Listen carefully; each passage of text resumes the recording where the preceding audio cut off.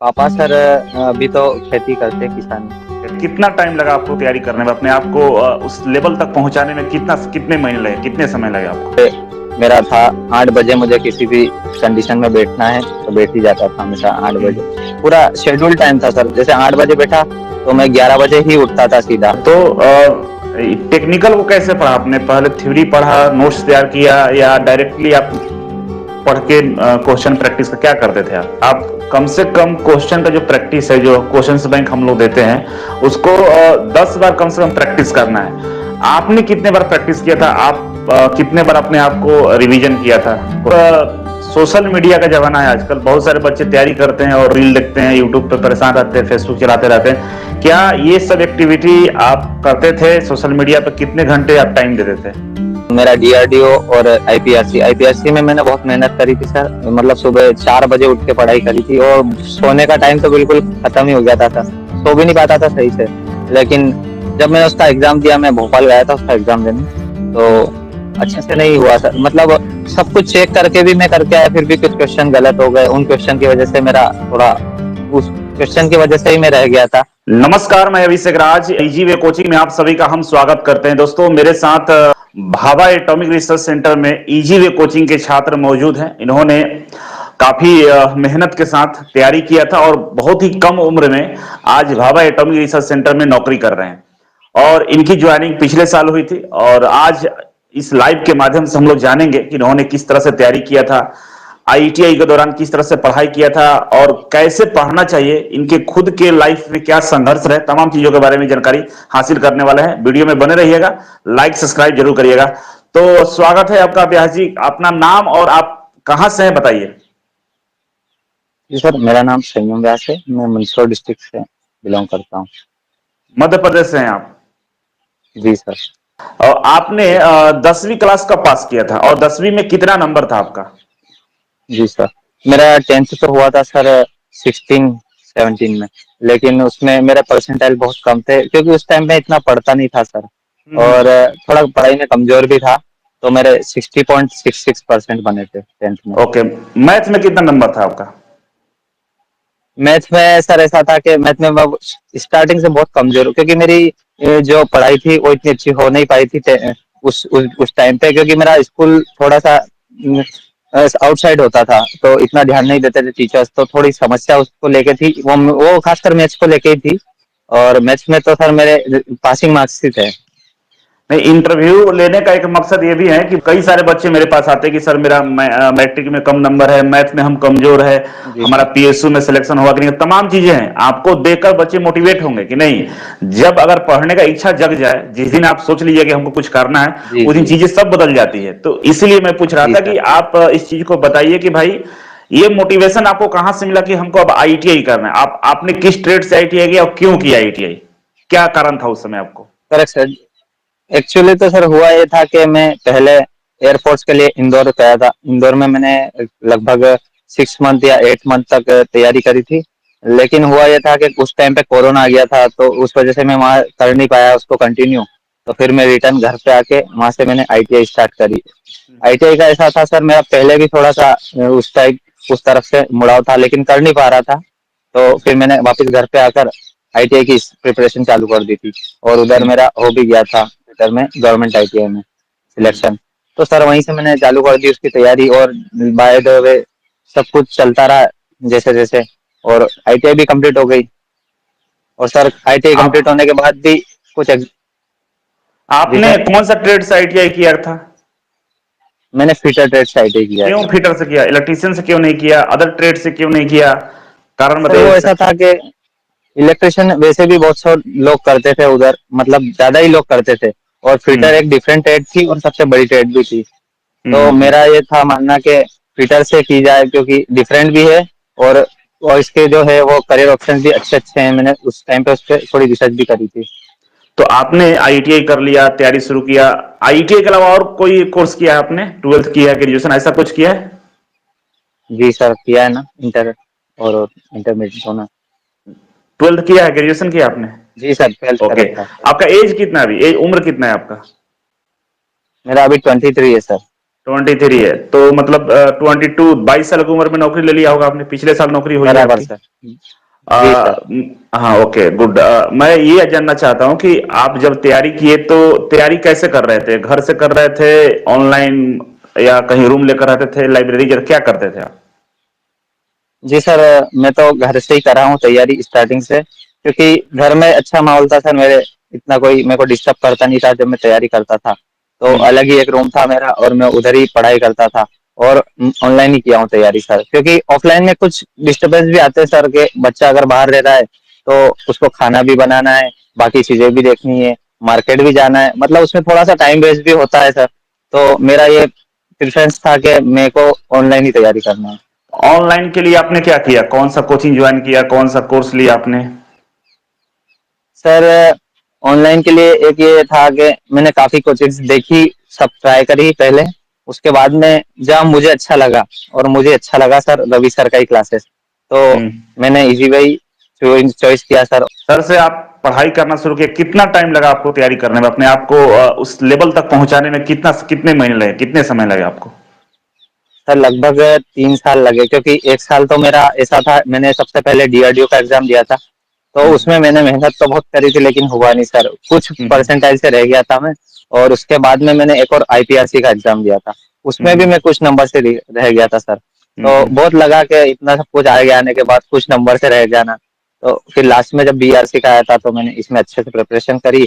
और रवि सर ने कहा ही था सर कि अगर आप लोग जुनून लगा दोगे, बाकी मेरी क्लासेस काफी है आप लोगों के लिए, सिलेक्शन पक्का है। तो सर बस तो उनकी बातों तो पे विश्वास आपने था। डीआरडीओ का दिया और कई सारे एग्जाम आपने दिया 3 साल के दौरान में, तो ऐसा फील हो रहा था कि जो रवि सर ने पढ़ाया है, जो इजी का कंटेंट है, उसी से सारे प्रश्न आ रहे थे, कि आपको ऐसा लग रहा था कि कहीं और अब देखना पड़ेगा, ऐसा कुछ हो रहा था आपके मन में?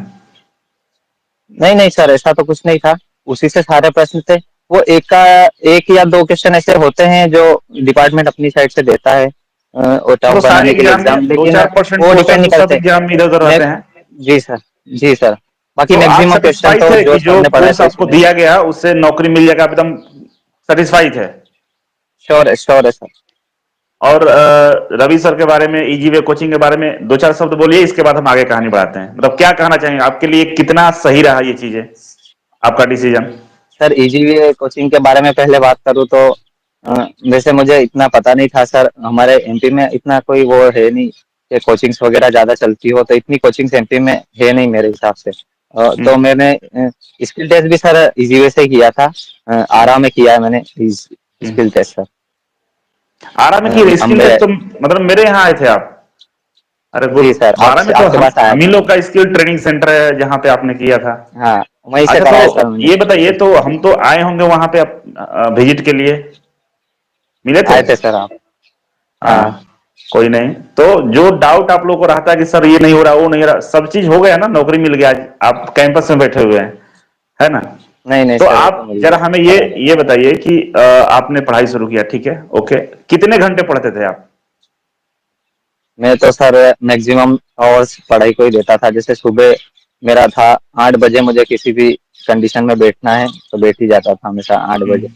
पूरा शेड्यूल टाइम था सर, जैसे 8 बजे बैठा तो मैं 11 बजे ही उठता था सीधा। वो खाना हम्म। खाने के लिए 1 घंटा, 11 से 12 खाना खाता, और सीधा फिर ऑफिस पढ़ाई करने बैठता। तो तीन हम्म। बजे 3 बजे से 4 बजे फिर एक ब्रेक लेता, और फिर सीधा 10:30 बजे मेरा स्लीपिंग टाइम अच्छा। हो जाता था सर। शेड्यूल तो बहुत टाइट बना रखा था आपने, लेकिन इसके बीच में क्या क्या पढ़ते थे, टेक्निकल नॉन टेक्निकल कैसे पढ़ते थे आप? सबसे पहले सर मैं अपने मैथ्स की क्लासेस लेता था सर। उसके बाद में कुछ टाइम में अपने साइंस को देता था, साइंस के बाद में जीके, और जीके के बाद में लास्ट में अपना थ्योरी करता था सर मैं हम्म। बचे हुए टाइम में। अच्छा तो टेक्निकल को कैसे पढ़ा आपने, पहले थ्योरी पढ़ा, नोट्स तैयार किया, या डायरेक्टली आप पढ़ के क्वेश्चन प्रैक्टिस का क्या करते थे आप? सबसे स्टार्टिंग में सर थ्योरी स्टार्ट किया था मैंने। पहले थ्योरी थ्योरी देखी सारी, उसके बाद एमसीक्यू प्रैक्टिस करी थी। नोट्स बनाया था आपने? नोट्स बनाया था सर, नोट्स बहुत खुद सारे हैं। सेल्फ नोट्स बनाया था? अच्छा, सेल्फ कई नोट्स सारे बनाया बच्चे था हम लोग सर। से डिमांड करते सर, डाउनलोड का ऑप्शन दीजिए, डाउनलोड करके हम पीडीएफ निकाल के पढ़ेंगे। क्या आपके हिसाब से नहीं सर, डाउनलोड करके पीडीएफ से पढ़ाई करना सही है? नहीं है सर, मेरा मानना ये है कि जब अपन किसी चीज को लिखते हैं ना सर, तो वो हमको जल्दी मतलब माइंड में एंटर होता है सर। तो मेरा यही मानना था कि लिखूंगा तो अच्छा याद होगा, और सही में होता भी था सर, क्योंकि एक बार नोट्स आते हैं तो हम उसको मतलब यही सोचते हैं कि ये तो है ही हमारे पास, तो कुछ और पढ़ लेते हैं, ये देख ही लेंगे, या ऐसा कुछ हो जाता है, कंफर्ट जोन में आ जाते हैं सर, क्योंकि लिखना नहीं होता, मतलब जहाँ मेहनत लगती है सर वहाँ रिटर्न भी मिलता है। सही बात है। तो आप बताइए कि जैसे ये हम बच्चों को बताते हैं कि आप कम से कम क्वेश्चन का जो प्रैक्टिस है, जो क्वेश्चंस बैंक हम लोग देते हैं, उसको 10 बार कम से कम प्रैक्टिस करना है। आपने कितने बार प्रैक्टिस किया था? आप कितने बार अपने आप को रिवीजन किया था क्वेश्चंस का? सर ऐसा तो मुझे ध्यान नहीं, लेकिन मैं अगर एक बार स्टार्ट हो जाता था तो फिर वो देखता नहीं था सर, उसी को रिपीट फिर रिपीट फिर रिपीट रिपीट, मतलब एक लूप चला देता था सर मैं। जैसे एक बार इसी यहाँ से स्टार्ट हुआ, निमी के क्वेश्चन लिए, निमी के क्वेश्चन करने के बाद जो सर ने दिए वो क्वेश्चन, उसके बाद में बाकी क्वेश्चन, ऐसे करके सर पूरा लूप, वो वापस लूप चालू हो जाता था सर। 10 बार लूप हो गया होगा मेरे ख्याल से। बराबर सर, इतना तो हो ही गया होगा। हम्म। तो कई सारे बच्चों का ये रहता है कि सर क्या नया पढ़ ले, क्या पढ़ ले, क्या पढ़ ले। तो हम लोग ये गाइड करते हैं कि हम्म। जो दिया गया है, जो नियमी का है, जो क्वेश्चंस बैंक हम लोगों ने दिया है, उसी को बार बार प्रैक्टिस करना। जी तो इन लोगों को लगता है कि नहीं, हम और कुछ पढ़िए तो हो गया। कुछ ऐसा होता है क्या कि यह सेम चीज को बार बार प्रैक्टिस करना होता है? सर, होता ये है कि जो हम पढ़ते हैं उन्हीं में से नए क्वेश्चन बनते हैं, या जो हम्म, हमने पढ़ा है उन्हीं में से नए क्वेश्चन बनते हैं, बस थोड़ा सा हम्म, उसको क्या है, डिटेल में पढ़ना जरूरी। और अगर आपने एक बार थ्योरी अगर डिटेल से पढ़ ली तो मेरे ख्याल से सारे क्वेश्चन हो ही जाते हैं। हम्म। अच्छा, थोड़ा सा और आपके बारे में जानना चाहेंगे कि आपके घर में कौन कौन है? मेरे घर में सर मेरे पापा है, मम्मी है और एक सिस्टर है, बड़ी आप सिस्टर है। बड़े हैं घर में? जी सर, मैं छोटा हूँ, मेरी बड़ी सिस्टर है। अब बड़ी सिस्टर तो आपकी अभी तो शादी नहीं हुई होगी? नहीं नहीं सर। पापा क्या करते हैं आपके? पापा सर अभी तो खेती करते हैं, किसानी। खेती किसान का। तो पढ़ाई के दौरान आपको कभी पैसे की जरूरत कहें या कुछ परेशानी इस तरह का कुछ आर्थिक संकट आया कि नहीं? सर वो तो बहुत आया, लेकिन मेरा ये स्टार्टिंग से थोड़ा सा ऐसा ही था कि मैं घर से पैसे बहुत लेस, बहुत कम मांगता था सर, तो इसी को लेके मेरा पढ़ाई का अच्छा था कि पढ़ाई करना ही है, क्योंकि जब अगर सेल्फ डिपेंडेंट बनना है तो पढ़ाई तो करनी पड़ेगी। तो जैसे पैसे की वजह से आप ऑफलाइन पढ़ना नहीं आए, या आपका शौक नहीं था आने का, ऑनलाइन ही पढ़ना था? हाँ सर, ये भी एक मान सकते हैं कि ऑफलाइन इसलिए नहीं आया कि पैसा भी थोड़ा हो सकता है सर उसका। प्रॉब्लम था। ओके। जी सर। आप सोशल मीडिया का जमाना है आजकल, बहुत सारे बच्चे तैयारी करते हैं और रील देखते हैं, यूट्यूब पे परेशान रहते हैं, फेसबुक चलाते रहते हैं। क्या ये सब एक्टिविटी आप करते थे? सोशल मीडिया पर कितने घंटे आप टाइम देते थे? सर बिल्कुल कम, मैं शायद करता ही नहीं था, अगर करता था तो व्हाट्सएप ऐसा के जैसे कोई न्यूज मिल रही, जैसे ग्रुप, जैसे पढ़ाई से रिलेटेड ग्रुप चेक करता था, बस उसके बाद मैंने बाकी सारे सोशल मीडिया प्लेटफॉर्म डीएक्टिवेट कर दिए थे उस टाइम के लिए। हम्म। नहीं, कई सारे बच्चों का इंटरव्यू लिया, सारे बच्चे इस बात को बोलते कि सर पढ़ाई के दौरान जब तक मेरा नौकरी नहीं लगा था उस समय मैं फेसबुक यूज ही नहीं करता था। केवल पढ़ने हम्म। उड़ने के लिए, टेलीग्राम से नोट्स निकालने के लिए, या यूट्यूब पे ये सब क्वेश्चन प्रैक्टिस, इसके अलावा कुछ नहीं करता था। लेकिन आज के जो बच्चे हैं ना, उनको लगता है कि 2-3 घंटे हम फेसबुक चला लेंगे, यूट्यूब चला लेंगे, ये कर लेंगे और इसके बाद नौकरी मिल जाएगा। तो हमें लगता है कि संभव नहीं है, अभी पढ़ाई पे ज्यादा फोकस करना होगा। तो नहीं हो आप सकता सर ये, सोशल क्योंकि मीडिया से दूर वो थे? लग जी सर, क्योंकि बच्चों को लगता है कि वो माइंड फ्रेश करने के लिए हो सकता है, ये हो सकता है, लेकिन वो ऐसा माइंड फ्रेश करता है कि अपने 2-3-4 घंटे उधर ही चले जाते हैं सर। तो मेरा तो यही मानना था कि नहीं करूंगा तो ये अच्छा है, तो नहीं किया सर मैंने वो सब। गुड, बहुत अच्छे। रिपीट कीजिए। कभी आपके जिंदगी में ऐसा हुआ क्या कि अब मुझे नौकरी नहीं लगेगा, अरे हम नहीं पढ़ पाएंगे, ऐसा डीमोटिवेशन कभी आया कि नहीं? हाँ, हुआ था सर, हुआ था। तब ऐसा कि मेरा डीआरडीओ और आईपीआरसी, आईपीआरसी में मैंने बहुत मेहनत करी थी सर, मतलब सुबह 4 बजे उठ के पढ़ाई करी थी, और सोने का टाइम तो बिल्कुल खत्म ही हो गया था सर, सो भी नहीं पाता था सही से। लेकिन जब मैंने उसका एग्जाम दिया, मैं भोपाल गया था उसका एग्जाम देने, तो अच्छे से नहीं हुआ सर, मतलब सब कुछ चेक करके भी मैं करके आया, फिर भी कुछ क्वेश्चन गलत हो गए, उन क्वेश्चन की वजह से मेरा थोड़ा, उस क्वेश्चन की वजह से ही मैं रह गया था। तो फिर मैंने उन सबको रीचेक किया, देखा कहाँ गलती हो रही है। तब मेरा इधर बीआरसी का एग्जाम तो आधे घंटे में ही हो गया था, तो मैंने हम्म। रीचेक भी अच्छे से कर लिया था, और सब कुछ ठीक था। तो फिर अपने आप को मोटिवेट कैसे करते, कैसे अपने आप को फिर से तैयार किए कि भाई चलो एक बार फिर से तैयारी करते हैं, ये कैसे किए? सर ये ऐसे किए कि जब इतने अच्छे टीचर्स मिले हैं उन सबसे भी मोटिवेशन मिलता था। वो सब यही बोलते थे कि अगर आप रुक गए तो फिर वापस जीरो से स्टार्टिंग करनी पड़ेगी, हम्म इसलिए अच्छा है कि आप जहाँ हो वहीं से स्टार्टिंग करो। ये सब तो चलता रहेगा, क्योंकि सर मान लो एक बार फेल हो गए तो ये तो नहीं मान सकते कि हम हमेशा के लिए फेल हो गए। और सर हम्म दूसरा मेरे साथ ये भी क्योंकि मेरे पास अदर ऑप्शन नहीं था सर, ऑप्शन यही था कि अगर कुछ अच्छा करना है तो यही ऑप्शन है अपने लिए सही। हम्म।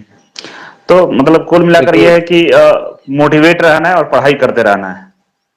जी सर वही। तो आईटीआई बच्चों का क्या संदेश देना चाहिए, जो बच्चे अभी आईटीआई कर रहे हैं उनके लिए आपको क्या कहना है, और जो बच्चे अभी कॉम्पिटेटिव एग्जाम का तैयारी कर रहे हैं उन दोनों के लिए आप क्या कहना चाहते हैं, अपने हिसाब से कुछ गाइड करना चाहते हैं, कुछ बताना चाहते हैं तो बताइए कि कैसे नौकरी उनको मिले। जी सर, आईटीआई जो बच्चे कर रहे हैं वो अगर ये सोचते हैं कि ऐसा कुछ नहीं है, काफी कंपटीशन है आगे भी, तो ऐसा नहीं सोच सकते अपन। आईटीआई उन्हें जो अच्छी ट्रेड उन्हें लगती है उससे करना चाहिए, हम्म और थोड़ा रिसर्च भी करना चाहिए जो चीज आप कर रहे हो उसके लिए, और अपनी प्रिपरेशन करते रहो। जैसे टाइम ऐसा है सर कि जहाँ टाइम में आपको पहुंचाना है वहां वो पहुंचा ही देगा। कहीं भी आप हो, किधर भी हो, अगर आप अच्छे से अपने मन लगा के मेहनत लगा के अगर पढ़ाई कर रहे हो, अगर चाहे आप आईटीआई कर रहे हो तो आईटीआई ही कीजिए, और आगे जाके आप अपना एक अभी से एक गोल सेट कीजिए कि मुझे ये करना है, क्योंकि वो जरूरी है सर। आज के टाइम में अगर आपका गोल सेट नहीं है तो आगे परेशानी हो सकती है कि आप वही सोचने में 6 महीने या 1 साल बिता दे कि मुझे करना क्या है आगे। तो हम्म पहले से सेट कीजिए अपना गोल कि क्या करना है मुझे। और कॉम्पिटिटिव एग्जाम में आएगी परेशानियां थोड़ी, फेलियर्स भी देखने पड़ेंगे, लेकिन ये है कि अंत में हो जाता है सर, ऐसी कोई बात नहीं है। हम्म हम्म। तो जैसे मेरा कहना ये रहता है कि बच्चे जो आईटीआई करने के लिए सोच रहे हैं तो उनको आईटीआई के दिन से ही पढ़ाई करनी चाहिए, अच्छे से करनी चाहिए, कॉम्पिटिटिव एग्जाम पर फोकस करना चाहिए, और जितना हो सके समय पढ़ने पर देना चाहिए। तो मेरे यहाँ क्या होता है कि हम लोग भी आईटीआई कराते हैं बच्चों को अपने माध्यम से, ईजीवे के माध्यम से। उन बच्चों को स्टार्टिंग से ही हम लोग कॉम्पिटिटिव क्लास में बैठाते हैं, पढ़ाई कराते हैं, और उनको इस तरह से तैयार करते हैं कि आने वाले हम्म, दिनों में कोई भी पीएसयू का एग्जाम हो, रेलवे हो, मेट्रो, तमाम जगह बच्चे सिलेक्ट भी हो रहे हैं। तो मैं हम्म, आप ही की तरफ ये भी कहना चाहता हूं कि भाई पढ़िए, पढ़ना जरूरी है। आईटीआई बहुत ही अच्छी डिग्री है। वही। इसके अगर आप आईटीआई करें तो हर तरह के दरवाजे खुल जाते हैं, चाहे प्राइवेट सेक्टर हो, गवर्नमेंट सेक्टर हो। आप स्किल हो जाएंगे, आप बेरोजगार नहीं होंगे। मेरे सामने जो बैठे हुए देखिए, इनका उम्र देखने से तो लग रहा है कि 20-21 साल के ही हैं। खैर 23 साल जो भी आप बता रहे हैं, और 22 सालों में इन्होंने नौकरी लिया, जबकि कई सारे बच्चे की 22 साल में तैयारी करना शुरू करते हैं, आप नौकरी में हैं।